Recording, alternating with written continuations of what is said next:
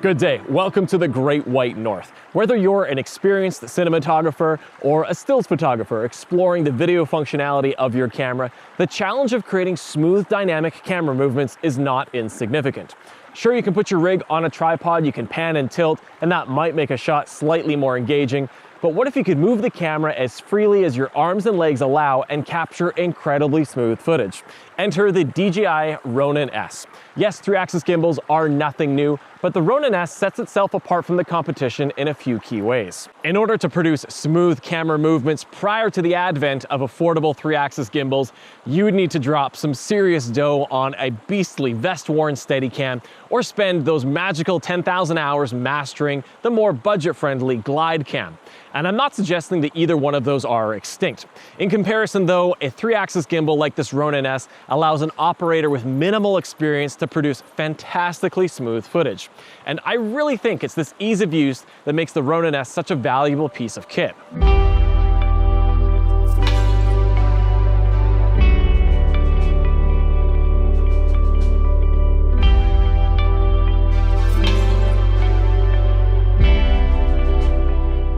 Contributing greatly to the Ronin-S's outstanding usability are 3 user-programmable profiles that you cycle through by pressing the M button. By default, these profiles are varying degrees of responsiveness and speed. Now, if they're not quite quick enough for you, press and hold the M button. The profile LED changes from green to yellow, indicating you're now in sports mode. And it's sports mode you want to use to create those really trendy whip pan transitions. Note that you must have your finger on that M button. The moment you take it off, sports mode disengages. The trigger on the front, if you press it twice, the gimbal centers and levels. 3 times, it reverses the orientation. A lot of people call this selfie mode. I'm not going to be one of them. If you press and hold the trigger, it locks the orientation. All the motors, all the axes are locked. And this is how you get the Ronin-S into underslung mode. Kind of like that. Now, I've set up my 3rd preset to mimic that function so that I don't have to keep my finger on that button at all times. It's also worth mentioning that the power button, if you press it twice quickly, it disables the motors. So if you need to change something with the camera, you can do so without damaging the gimbal. And if you press the power button twice more, the motors start back up. Kind of useful to have.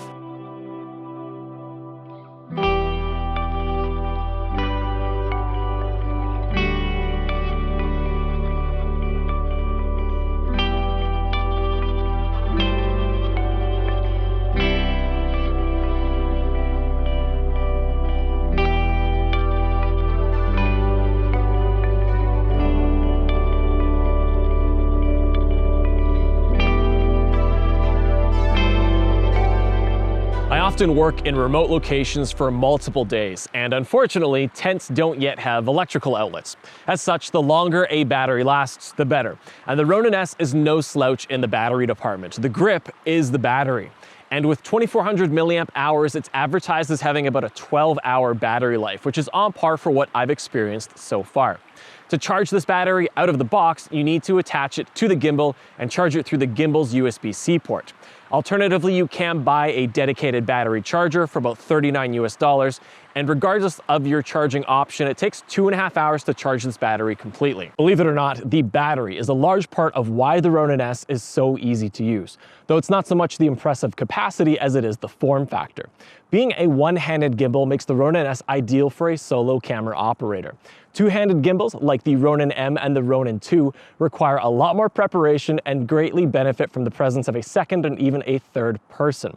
In comparison, the Ronin-S, with one hand, I can reach a lot higher than I could with the Ronin-M or Ronin-2, and I can get it a lot closer to the ground a lot quicker than I could with a two-handed gimbal. And again, all with one hand. As an added bonus, on the bottom of the battery, you will find a 1/4 and a 3/8 threaded mount. And these allow you to do some really interesting things with the Ronin-S that you probably couldn't do with a larger two-handed gimbal. It may not look pretty, but I can easily carry all the pieces of this Franken-jib up the side of a mountain on my back, and the footage it produces is fantastic. Somehow I don't have a monopod. If you happen to have one, I would suggest using a monopod in place of this second tripod. It will make things much easier. In the middle are a pair of Manfrotto super clamps attached to a shape base plate. For a counterbalance is a cloth bag filled with rocks. If you've not had the opportunity to use a jib before, making your own is a great means of experimenting with their potential. And the Ronin-S is perfectly suited for the task. Now, if you're fortunate and you have a second pair of hands on hand, have that second operator open up the Ronin app on their mobile device and control the Ronin-S remotely. You can create some stunning shots this way.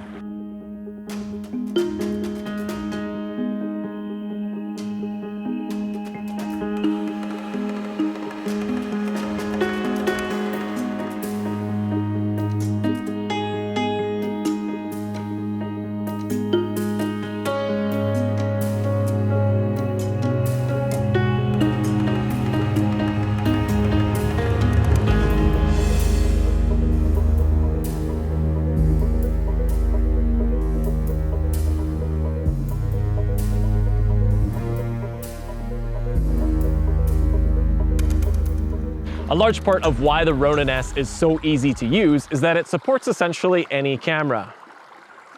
Its platform is very large, it's not too confined. Having the roll axis motor lower allows an unobscured view of the camera back, which is great if, like mine, your camera doesn't have an articulating LCD screen.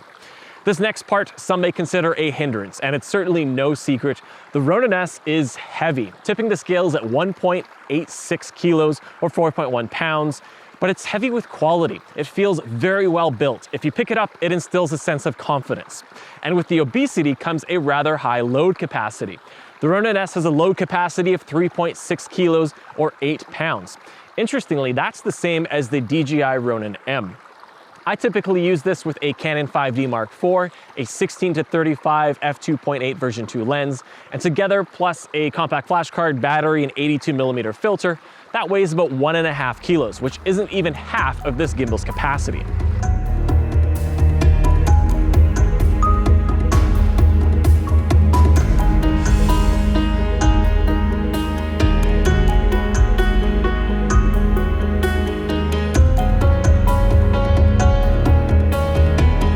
One often overlooked benefit of the Ronin-S's impressive load capacity is the chance to use longer focal lengths, and not just small, lightweight ones either. This Canon 100mm f2.8L IS macro lens is one of my favorite lenses to use with the Ronin-S. It weighs 625 grams, which is actually 10 grams lighter than the 16-35mm lens I often use. And this lens has hybridized image stabilization, which when paired with the Ronin-S creates some really smooth footage at a 100mm focal length. I can even balance a 70-200mm f2.8L IS version 2. That's not a light lens. And with even the smallest orbital path at 200mm, it produces an amazing parallax effect. Now, it's easy to get stuck in the mindset that a gimbal is a specific tool for a specific type of shot. But with the load capacity of the Ronin-S, you should try some lenses that would otherwise seem ridiculous. You will be pleasantly surprised.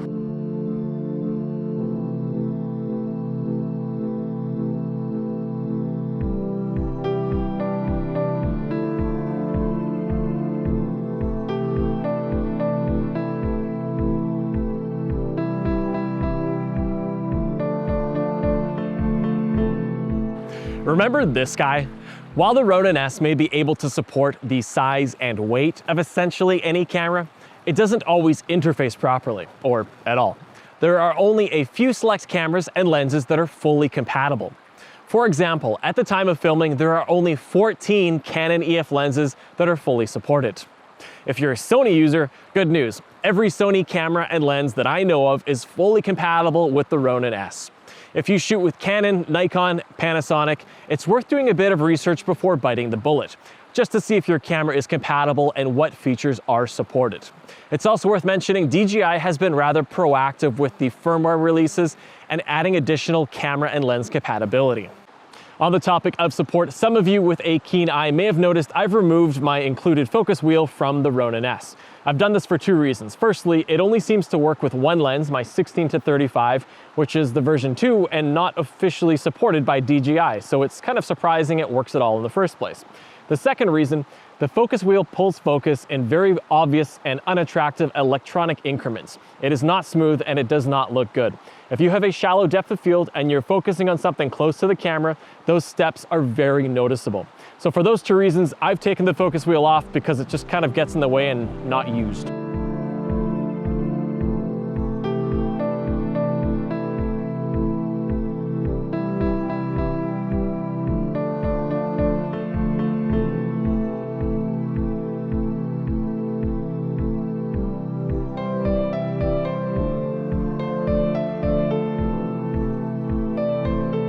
The biggest weakness of any 3-axis gimbal, including the Ronin-S, is the 4th axis, unwanted vertical movement. This is most pronounced as we're walking. Naturally, our bodies move up and down as we place one foot in front of the other. So to minimize this annoying vertical shake, ensure you're walking properly. That means making sure your knees are bent. Roll your feet from your heel to your toes. Keep your arms and your elbows tucked close to the sides of your body. It may also help to tilt the gimbal slightly forward. Alternatively, you could embrace vertical movement. If you're walking forward, start with the camera in a low underslung position and end up with a higher overhead shot. This vertical ascent or descent helps mitigate and hide annoying vertical movements. If neither of the first options work, find some wheels. Find a skateboard, ride a bike. This will very quickly help reduce unwanted vertical movement.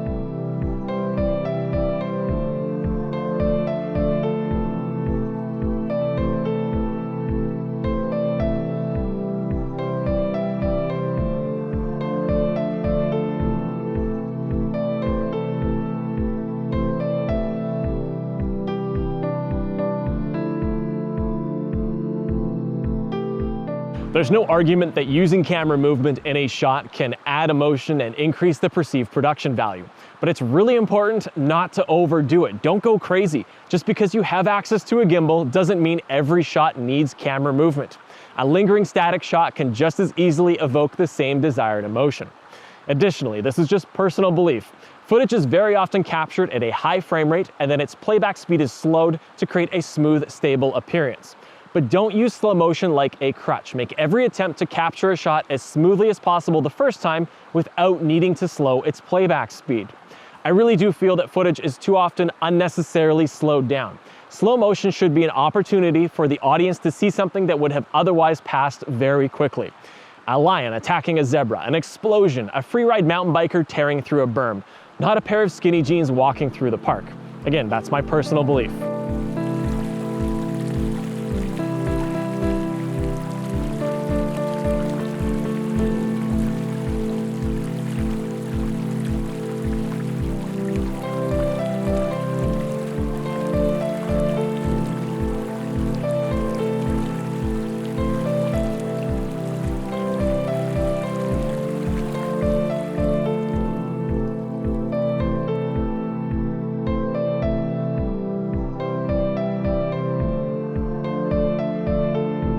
In addition to being an outstanding camera stabilizer, the Ronin-S has a number of rather fun creative functions. To access these, you will need the DJI Ronin app on your mobile device. It supports iOS and Android.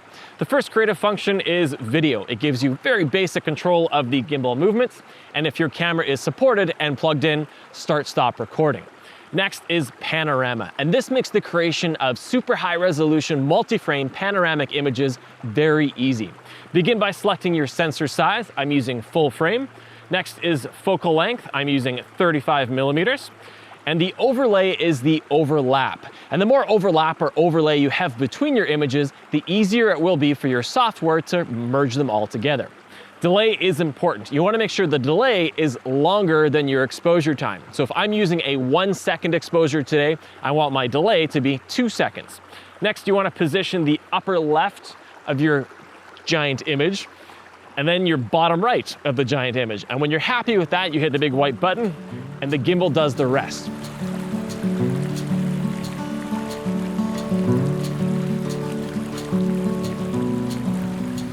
Next is time-lapse, and this is a rather basic function. It doesn't involve any gimbal movement. However, it can be quite helpful if your camera doesn't have an integrated intervalometer. It also helps with the calculations. If you have X number of frames, your final product will be Y long. Next is motion lapse. Motion lapse is like time lapse on steroids. It involves gimbal or camera movements. This is also my favorite creative function. To begin, you select your interval. Like delay, the interval needs to be longer than your exposure time. I have an exposure of 1 second here, so my interval is 2 seconds. Content duration, this is how long you want the final product to be. I'd like it to be 10 seconds with some wiggle room on either end for transitions, so I've selected 12 seconds.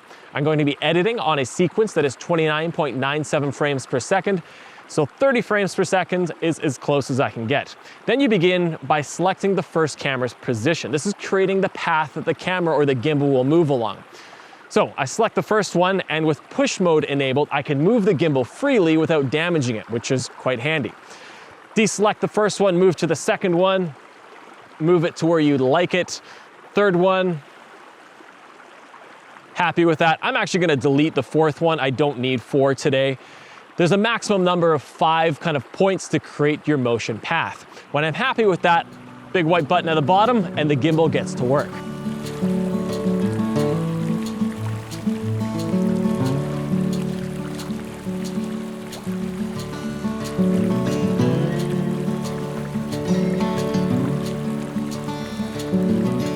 In regards to motion lapse, I do wish that the Ronin app would allow for non-linear paths so that the movement looks less robotic.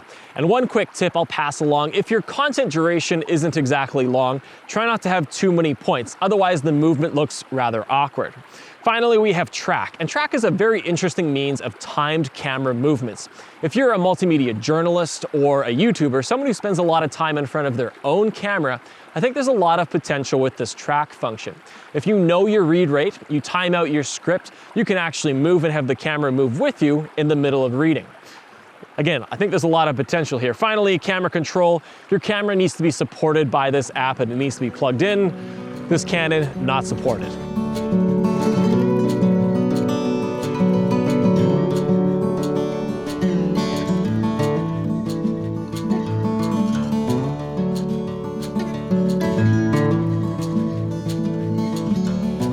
All right, you've seen quite a bit of what the Ronin-S is capable of, and now the question arises, is it perfect? And hopefully the answer is obvious: no, it is not. Not many things in life are. There are a few gripes worth mentioning. Firstly, I despise needing a secondary device to control or configure a primary device.